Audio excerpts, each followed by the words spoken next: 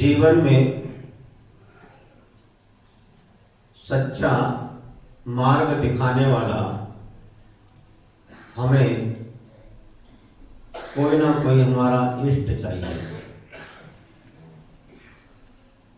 हमारा सच्चा मार्ग प्रशस्त करने वाला कोई ना कोई हमारा हितैषी चाहिए। संसार में भटकते भटकते अभी तक हमें सच्चा मार्ग प्रशस्त नहीं हो रहा है। क्यों नहीं हो रहा है? हम अपने मर्जी से, अपनी स्वेच्छा से चलते रहते हैं और इस संसार में चलने वाला व्यक्ति तिरछी टेढ़ी चाल चलते रहता है और जो तिरछी टेढ़ी चाल चलते रहेगा उसे अपना सच्चा रास्ता मिल नहीं सकता है। यदि कोई सच्चा रास्ता बताने वाला भी मिल जाए और जिसको कल्याण करना है वह उस रास्ते पर ना चले तो वह मार्ग प्रदर्शक क्या कर सकता है? कुछ नहीं कर सकता है। फिर वह भी सोचता है कि आदिदम कादव्यम जम सक्कई परिदम च कादव्यम आदि हित पराय गादव आदिदम सुट्टु कादव्यम। आचार्य भगवान कहते हैं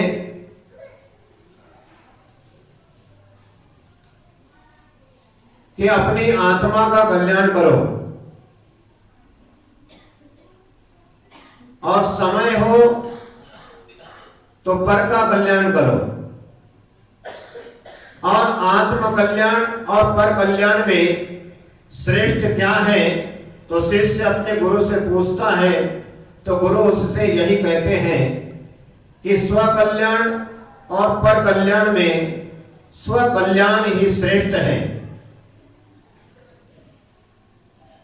अर्थात यदि हमारी जेब में 100 रुपया है तो हम किसी को 10 रुपए दे सकते हैं और हमारे जेब में 10 रुपया नहीं है तो हम किसी को 2 रुपया भी नहीं दे सकते। उसी प्रकार जिनवाणी का स्वाध्याय, गुरुओं की उपासना, तीर्थंकर भगवंतों की अर्चना करते रहना चाहिए और अपने आत्म कल्याण के लिए यदि हमारा कोई हितैषी है, यदि वो रास्ता बताता है तो हमें उस मार्ग पर चलना चाहिए। परहित और स्वहित, तो आचार्य भगवान यही कहते हैं कि पहले अपनी आत्मा का कल्याण करो, बाद में पर का कल्याण करना। यदि तुमने अध्ययन नहीं किया, स्वाध्याय नहीं किया और दूसरों को यदि पढ़ाते हो तो क्या होगा? उसको कुछ भी समझ में नहीं आएगा। इसीलिए पहले अपने आत्म कल्याण के लिए पुरुषार्थ करना चाहिए, अपने आप को समझाना चाहिए, समझना चाहिए। आज दुनिया में दूसरों को समझाने का काम बड़े जोर शोर से तरक्की के साथ चल रहा है और हम कहते हैं कि समझाने में नहीं, समझने में सार है।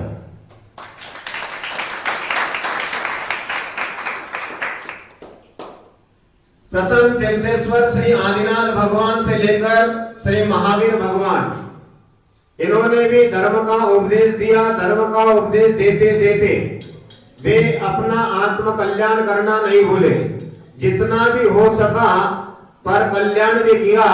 लेकिन अंत में ये दुनिया है, ये दुनिया तो ऐसे ही चलती है। जिनको देव शास्त्र गुरु के प्रति श्रद्धा होती है, जिनको उनकी बात पसंद होती है, जो भव्यात्मा है तो उसका कल्याण होता है और जो अभव्य है वो संसार में परिभ्रमण करते रहता है। तो नाराज हो जाता है, ऐसी बात करते हो महाराज, आपके पास कौन सा मीटर है? ये महाराज के पास कोई मीटर नहीं है। ये तो केवल भगवान ही जान सकता है कि कौन भव्य है और कौन अभव्य है। लेकिन प्रत्येक प्राणी अपने आप को भव्य मानता है और मानना भी चाहिए। भव्य, अपने आप को भव्य मानकर ही पुरुषार्थ करना चाहिए, धर्माचरण करना चाहिए। कुंडलपुर में एक बार आचार्य श्री विद्यासागर जी मुनि महाराज जी के पास में एक महिला पहुंची, प्रवचन सुना तो उसमें भव्य और अभव्य का वर्णन चल रहा था। तो उस अम्मा के मन में ऐसी तड़पन हुई, वो आकुल व्याकुल हो गई कि मैं भव्य हूं या नहीं, उसको चिंता हो गई। क्यों? क्योंकि अभव्य यदि हूं तो मुझे संसार में भटकना होगा, मेरा संसार परिभ्रमण दूर नहीं हो सकता है। अब क्या होगा? तो उसके मन में ऐसी आकुलता हुई कि कब मैं आचार्य श्री के पास जाकर मैं कब चर्चा कर लूं और कब प्रश्न कर लूं कि हे प्रभु, हे गुरुदेव, मैं भव्य हूं या अभव्य, आप मुझे बता दीजिए। और उसकी लाटरी लग गई। आचार्य श्री के पास तो बहुत भीड़ भाड़ रहती है, दर्शन करना ही मुश्किल जाता है, तो उनसे चर्चा करने की तो बात बहुत दूर है। लेकिन उसकी किस्मत बहुत अच्छी थी। प्रवचन समाप्ति के पास, और जिसके मन में ऐसी प्यास, कैसी प्यास, जिसके मन में अपने आत्म कल्याण की प्यास हो तो उसकी आस भी पूरी हो जाती। पहुंच गई गुरु चरणों में और कहने लगी, गुरुदेव नमोस्तु नमोस्तु नमोस्तु। आज मैंने आपका प्रवचन सुना, मेरी आज आंखें खुल गई, मेरे अंदर में घबराहट सी पैदा हो गई है। आचार्य श्री ने उससे पूछा, क्या हुआ अम्मा, क्या बात है? आचार्य श्री, आपने भव्य और अभव्य का व्याख्यान किया है, मुझे घबराहट हो रही है कि मैं कहीं अभव्य तो नहीं हूं, मेरे मन में बहुत छटपटाहट हो रही है। आचार्य श्री ने पूछा, आपको इतनी घबराहट क्यों हो रही है? बोले, इसीलिए तो मैं पूछने आई हूं भगवान कि मैं भव्य हूं या अभव्य। आचार्य श्री ने उससे पूछा, क्या सही में तुम्हारे मन में ऐसी छटपटाहट, घबराहट हो रही है? उसने कहा, हाँ, मुझे ऐसी छटपटाहट, घबराहट हो रही है कि कहीं मैं अभव्य तो नहीं हूं। तो आचार्य श्री ने कहा, ठीक है, जा तू भव्य है। अम्मा प्रसन्न हो गई। तो जिसके मन में ऐसी घबराहट होती है, प्रभु दर्शन की, गुरु वाणी सुनने की, स्वाध्याय करने की प्यास होती है, तो मैं भी गारंटी के साथ कहता हूं कि उसकी भी आज जिंदगी में कभी ना कभी अवश्य पूरी हो जाएगी। और हम तो कहते हैं, आचार्य पूज्यपाद स्वामी की बात कि गुरुवा पांतोनो नित्यम ज्ञान दर्शन नायका चारित्रार्णव गंभीरा मोक्ष मार्गोपदेशिका। आचार्य पूज्यपाद स्वामी कहते हैं, कहां दुनिया में भटकते हो, कहां लटकते हो? अरे सीधा रास्ता पकड़ो तो आपको मंजिल अवश्य मिलेगी। कभी बॉम्बे जा रहे हो, कभी आगरा जा रहे हो, तो कभी बेंगलोर जा रहे हो, और जाना हमें सम्मेद शिखर है, तो सीधे सम्मेद शिखर की टिकट लीजिए, सम्मेद शिखर जी पहुंचिए तो आपको सम्मेद शिखर तीर्थ पहाड़ के दर्शन होंगे। आप इधर कभी उधर कभी उधर कभी भटकते रहोगे तो भटकते रहोगे। ये संसार है और यहाँ पर सही रास्ता बताने वाला कोई नहीं है।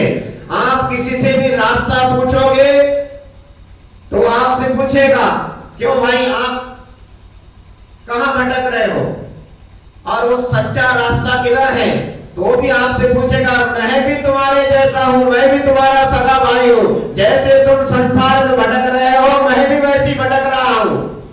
यदि दुनिया में यदि सच्चा रास्ता बताने वाला है तो वो दिगंबर मुनिराज होता है। इसीलिए आचार्य पूज्यपाद स्वामी कहते हैं कि गुरुवा पांतोन नित्यम ज्ञान दर्शन नायका चारित्रार्णव गंभीरा मोक्ष मार्गोपदेशिका। इधर उधर मत भटक, मत परेशान हो, मत घबरा, मत चिंता मत कर, मत टेंशन में आ, सारी चिंता सारी परेशानियां छोड़ दे और गुरुवा पांडुर नित्यम, ऐसे गुरु के चरणों में बैठ जा। ज्ञान दर्शन नायका चारित्र मिला, जो ज्ञान दर्शन चारित्र से संपन्न है, ऐसे गुरु के चरणों में बैठ जा, तेरा बेड़ा पार हो जाएगा। सारे दुनिया में भटकता है, कहाँ सम्यक दर्शन को खोजता है, कहाँ सम्यक ज्ञान को खोजता है, कहाँ सम्यक चारित्र को खोजता है। ये मनुष्य आत्माओं को आत्मानुभव को खोजता है, आत्मा को खोजता है, परमात्मा को खोजता है कि कहाँ आत्मा का स्वाद आएगा, कहाँ परमात्मा के दर्शन होंगे, कहाँ सच्चा ध्यान करने के लिए अवसर मिलेगा। आत्मा और परमात्मा को खोजने वाले हम तो कहते हैं कि गुरुवा पांडुर नित्यम, सारी दुनिया की झंझटों को छोड़कर सारे संकटों को यदि दूर करना है तो ऐसे ज्ञान दर्शन चारित्र से संपन्न से दिगंबर साधु के चरण में बैठ जा, तेरा बेड़ा पार हो जाएगा। ये दुनिया में भटकना, इधर उधर भागना, आत्मा को खोजना, आत्मानुभव को खोजना, शुद्धात्मा को खोजना, परमात्मा को खोजना, ये सब दीवार से सर टकराकर अपना सर फोड़ने के जैसा काम है। जिसको गुरु का सानिध्य मिल गया है, दिगंबर साधु का सानिध्य मिला है, और जो सच्चा तपस्वी है, ज्ञान ध्यान तप में लीन रहता है, ऐसे गुरु का सानिध्य यदि मिल जाए तो दुनिया में भटकने की जरूरत नहीं है।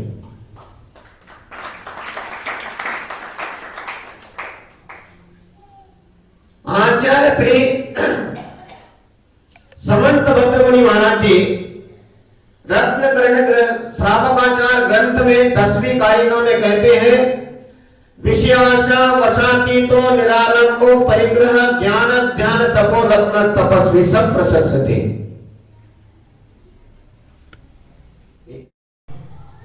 जो शास्त्रार्थ करने में फेमस थे, ऐसे आचार्य धुलंधर आचार्य श्री समंत भद्रमुनि महाराज कहते हैं, विषयाशा वशातीतो, विषयों की आशा के वश से रहित, निरारंभो परिग्रह, निरारंभ आरंभ रहित हो, पर अपरिग्रह परिग्रह रहित हो, और ज्ञान ध्यान तपो रक्तस, तपस्वी सब प्रशस्ते। ज्ञान ध्यान तपो रत्न या तपो रक्तस भी कह सकते हैं, दोनों पाठ है, रक्तस भी है और रत्न भी है। ज्ञान ध्यान और तप में लीन ऐसे तपस्वी ज्ञान ध्यान तथा तप रूपी रत्नों से सहित हो, सह यानी वह, तपस्वी यानी गुरु, प्रशस्यते वह प्रशंसनीय है। आचार्य समंत भद्रमुनि महाराज क्या कहते हैं कि जो विषयों की आशा से अतीत कोसों दूर हो, परिग्रह से दूर हो, आरंभ से दूर हो, और ज्ञान ध्यान तप में लीन हो, वह गुरु प्रशंसनीय है। और आज दुनिया में लड़ाई झगड़े मचे हुए हैं, हमारे गुरु अच्छे है, तुम्हारे नहीं, हमारे गुरु अच्छे है, चुप रहो, हमारे गुरु सबसे ऊंचे, क्या बात करते हो, हमारे गुरु सबसे ऊंचे। हम तो कहते हैं लड़ाई झगड़े करने की आवश्यकता नहीं है, हमें आचार्य समंत भद्रमुनि महाराज जी की 10वीं कारिका अच्छे ध्यान से सुनने की जरूरत है। हमारे आचार्य भगवान कहते हैं कि जो आरंभ परिग्रह विषयों की आशा से दूर और जो ज्ञान ध्यान में तप में लीन रहता है, वो सच्चा गुरु है। आप उसको अपना गुरु मानिए, लेकिन हम किसी गुरु की बुराई नहीं कर सकते हैं, इतना ध्यान हमें अवश्य रखना चाहिए।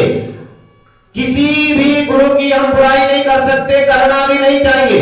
कोई कहता है कि हमारे गुरु अच्छे हैं, वो कहता है कि मेरे गुरु अच्छे हैं, लेकिन नहीं, इन झंझटों से दूर निकलकर, बाहर निकलकर हमें किसी भी गुरु की बुराई नहीं करना चाहिए। हमारे आचार्य भगवंत कहते हैं कि जो इस सच्चाई पर खरा उतरता है, कौन सी सच्चाई पर?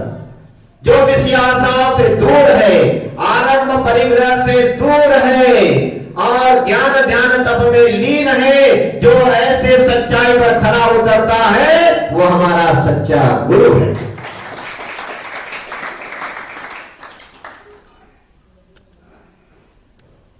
वही गुरु प्रशंसनीय है। इंद्रिय विषयों पर जो विजय प्राप्त करता है, आरंभ परिग्रह से दूर रहता है, तो फिर क्या करता होगा? विषय आशा से दूर रहेगा, आरंभ नहीं करेगा, परिग्रह नहीं करेगा, तो क्या करेगा? क्या करेगा? ज्ञान ध्यान तपोरत्नस, ज्ञान ध्यान तप में लीन रहेगा, वही गुरु प्रशंसनीय है। विषय आशाओं से दूर रहेगा। जो विषय आशा जो है बहुत खराब होती है। विषय आशा की वजह से ही श्रावक और साधु भी कई बार लुढ़कते नजर आ जाते हैं, दुनिया के चक्कर में फंस जाते हैं। इसलिए विषय आशा से हमें बाहर निकलना होगा। विषय आशा से जो बाहर निकलता है, जो इंद्रियों पर विजय प्राप्त करता है, वही सच्चा श्रावक और वही सच्चा साधु होता है।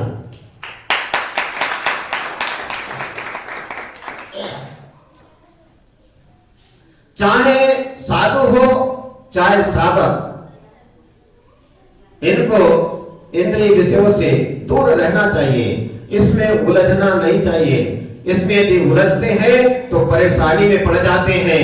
हम इतिहास के पन्ने पलटाते हैं, वर्तमान युग ग्रंथ के पन्ने पलटाते हैं, शास्त्र का अध्ययन करते हैं। कितने ही ऐसे जीव संसार में फंसकर उन्होंने अपना जीवन बर्बाद कर दिया।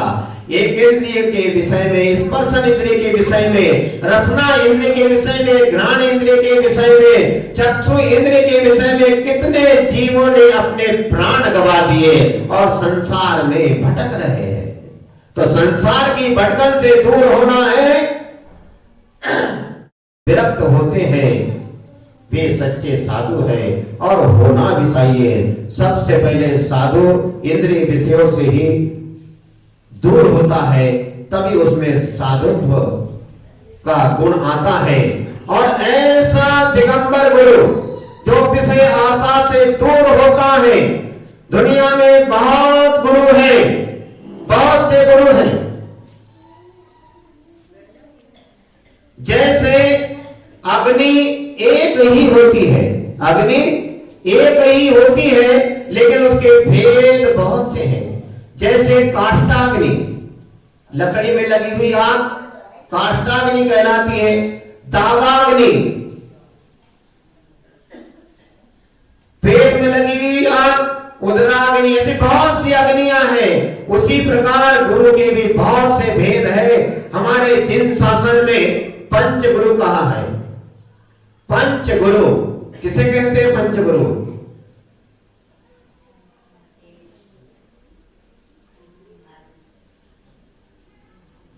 पंच गुरु अरहंत सिद्ध आचार्य उपाध्याय सर्व साधु, ये पंच गुरु है।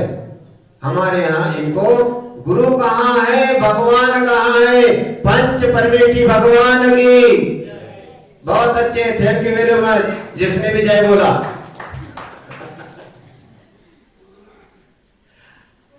बोल तो दी प्रवचन प्रारंभ होने के पहले, काहे के लिए एनर्जी नष्ट करना? अरे हम तो कहते हैं कोई नींद में इसी जगा कर कोई कहे कि पंच परमेष्ठी भगवान की। बहुत अच्छे। तो हमारे पंच गुरु अरहंत जी, सिद्ध जी, आचार्य उपाध्याय जी, सर्व साधु जी पंच गुरु है।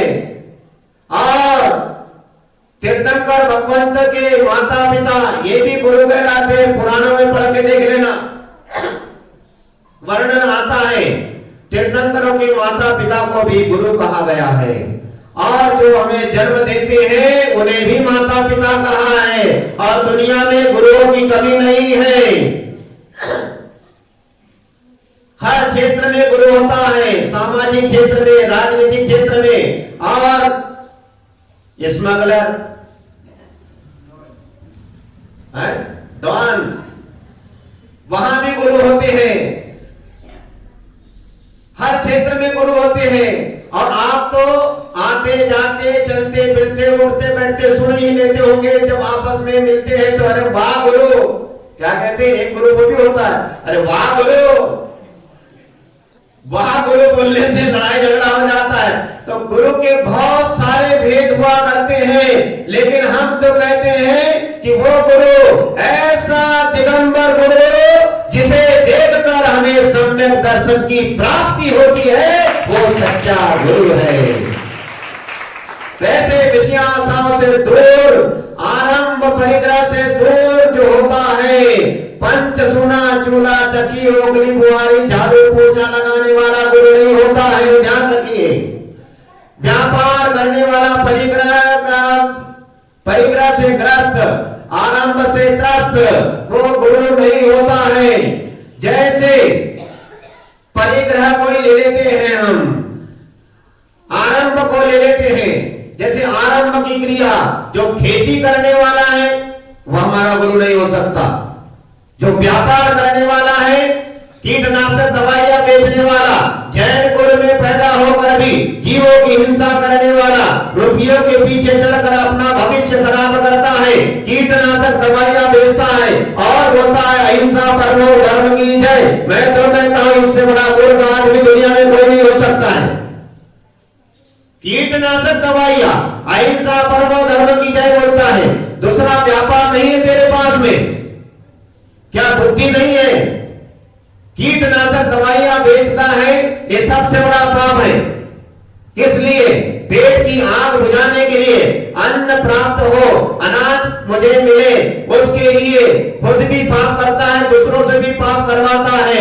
इसीलिए हम कहते हैं कि जो भी व्यक्ति अहिंसा का पुजारी है, अहिंसा धर्म को मानने वाला है, जीवों की हिंसा नहीं करने वाला है, जीवो जो दया धर्म का पालन करता है, उसे कीटनाशक दवाइयों का व्यापार बिल्कुल नहीं करना चाहिए, और जो करता है उसे बंद कर देना चाहिए। इसलिए साधु संत उनके घर आहार के लिए नहीं जाते, ध्यान रखना चाहिए। तो जो आरंभ के कार्य करता है, जो व्यापार करता है, खेती करता है, तो हमारा दिगंबर गुरु मुनिराज कभी खेती करता है क्या? खेती करने वाला हमारा गुरु नहीं हो सकता है, व्यापार करने वाला हमारा गुरु नहीं हो सकता है, भोजन बनाने वाला हमारा गुरु नहीं हो सकता है, कपड़े धोने वाला, कपड़े निचोड़ने वाला भी हमारा गुरु नहीं हो सकता है, चूल्हा चक्की ओगली बुहारी लगाने वाला भी हमारा गुरु नहीं हो सकता है। यदि कोई होगा हमारा तो दिगंबर गुरु आरंभ से रहित होगा, वही हमारा सच्चा गुरु है। और आचार्य भगवान समंत भद्रमुनि महाराज जी कहते हैं परिग्रह से रहित, परिग्रह से रहित वो हमारा सच्चा गुरु होता है। और परिग्रह की बात आपको हम बता दें कि जैसे किसी व्यक्ति ने 4,335 रुपए के जूते नए वाले खरीदे, आजकल कीमत बहुत बढ़ गई है, और मंदिर में गया भगवान के दर्शन के लिए। यह आपको बात इसलिए बता रहा हूं कि जिसके पास परिग्रह है उसका ध्यान धर्म ध्यान में नहीं लग सकता। जो आरंभ में फंसा हुआ है उसका ध्यान धर्म ध्यान में नहीं लगेगा। जो विषयों की इंद्रियों विषयों में लगा हुआ है उसका धर्म ध्यान नहीं लगेगा, धर्म आराधने में नहीं लगेगा, केवल मात्र दिखावा होगा, प्रदर्शन होगा। ये दुनिया में प्रदर्शन का काम अधिक चल रहा है, और हमारा जैन दर्शन कहता है प्रदर्शन नहीं, हमें सम्यक दर्शन होना चाहिए। तो बात है परिग्रह की। परिग्रह जिसके अंदर बैठा है, परिग्रह के प्रति हमारी मूर्छा भाव है, वह व्यक्ति धर्म ध्यान नहीं कर सकता है। वो भगवान के ऊपर कितने कलश डाल दे, कितनी पूजा अर्चना कर ले, वो साधु कितना ही तप कर ले, कितना ही पहाड़ों पे जाकर गर्मी के दिनों में पहाड़ों पे जाकर बैठ जाए, बरसात में वृक्ष के नीचे जाके बैठ जाए, ठंडी के समय नदियों के किनारे जाकर बैठ जाए, कितना भी ध्यान कर ले, कितना भी कुछ कर ले, लेकिन आरंभ और परिग्रह से सहित है उसके अंदर, उसके खोपड़ी में, उसके हृदय में यदि आरंभ और परिग्रह की क्रिया चल रही है तो उसे ध्यान नहीं हो सकता है। हमारे आचार्य भगवान कहते हैं, क्या कहते हैं,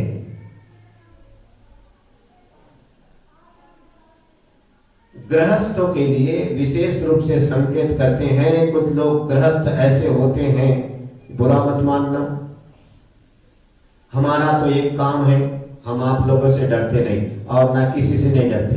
हाँ, डरते हैं तो पाप कर्मों से डरते हैं, हमको किसी का डर नहीं। हम तो जो बात बोलना है, जिनवाणी क्या कहती है, जो श्रावकों को पसंद है वही बोलना।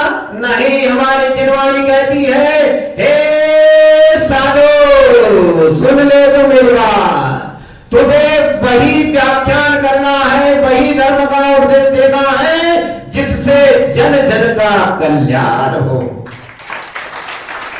ऐसा धर्मोपदेश होता है। तो हम तो वही बात कहेंगे। आचार्य भगवान कहते हैं, सुई कितनी बड़ी होती है बताओ बाली भाई, तुम इंदौर से आए, छोटी सी होती है, उसमें धागा डालने का छेद कितना बड़ा होता है? हाँ, तुम ही बताओ, शाम को पुरस्कार मिल सकता है। हाँ, ये हमारे इंदौर से भक्त मंडली है। सुई छोटी सी होती है और उसमें छेद भी छोटा सा होता है धागा डालने के लिए। तो आचार्य भगवान कहते हैं, उस सुई की छेद में से ऊंट कितना बड़ा होता है? कितना बड़ा होता है?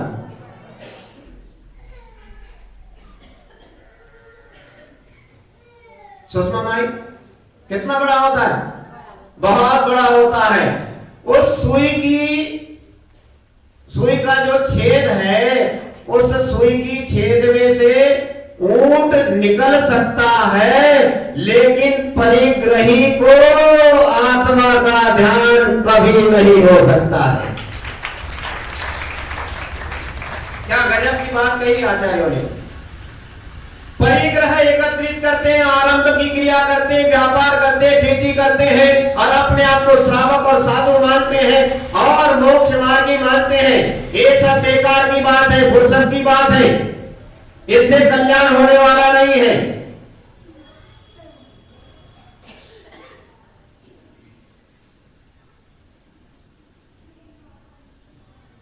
गुरुओं की खोज के लिए कुछ लोग ऐसे होते हैं, साधुओं की परीक्षा करते हैं। हम कहते हैं कि आपको परीक्षा देना है, परीक्षा दोगे, आपको परीक्षा में बैठना है, आपको एग्जाम देना है, आपको पास होना है, एक दुर्रूपी संसार समुद्र से पार होना है। ये बहुत बड़ा पेपर चल रहा है, सभी लोग अपना अपना पेपर दे रहे हैं। अभी सभी लोग अपनी नाटक नौटंकी दिखा रहे हैं, बुरा मत मानना। ये दुनिया एक रंग मंच है, यहाँ पर सभी अपने अपने हिसाब से नाटक कर रहे हैं, अपना अपना रोल अदा कर रहे हैं। कोई स्त्री बना है, कोई पुरुष बना है, कोई छोटा बच्चा है, कोई बड़ा बच्चा है, कोई गधा बना है, कोई कुत्ता बना है, कोई बिल्ली बना है, कोई हाथी बना है, सब अपना अपना रोल अदा कर रहे हैं। लेकिन जो जितना ईमानदारी से रोल अदा करेगा उसको मोक्ष मार्ग की टिकट मिलती है, टिकट मिलती है। तो यदि हमें परीक्षा देना है, परीक्षा लेना नहीं है, हमें परीक्षा देना है, लेकिन हम परीक्षा लेने के लिए निकलते हैं और क्या करते हैं, गलती, बहुत बड़ी गलती करते हैं। तो हम अपनी मंजिल तक पहुंच नहीं पाते। सबसे बड़ी गलती ये होती है कि हम गुरु बनकर गुरु को ढूंढने के लिए निकलते हैं। और योग शांत सागर कहता है यदि तुझे गुरु को ढूंढना है तो शिष्य बन के निकल, तो तुझे गुरु की प्राप्ति हो जाए। इसीलिए कहते हैं आचार्य पूज्यपाद स्वामी गुरुवा पातुर नित्यम ज्ञान दर्शन नायका चारित्रार्णो गंभीरा मोक्ष मार्गोपदेशिका कहाँ भटकता है, मत भटक। जो ज्ञान दर्शन चारित्र से संपन्न गुरु है उसके चरण में बैठ जा मेरे मरखंडे, तेरा कल्याण हो जाएगा।